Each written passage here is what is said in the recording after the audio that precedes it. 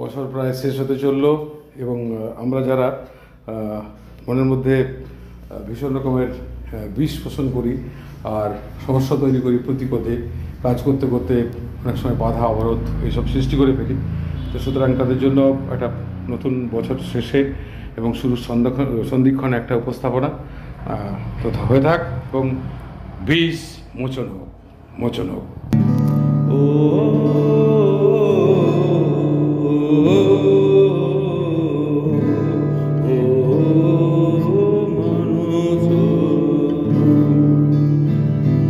বিষ্ণার বিষ দিও না, ভুলে যেও না তুমি মানুষ স্বপ্না, সয় না এ বিষের জ্বালা যে সয় না।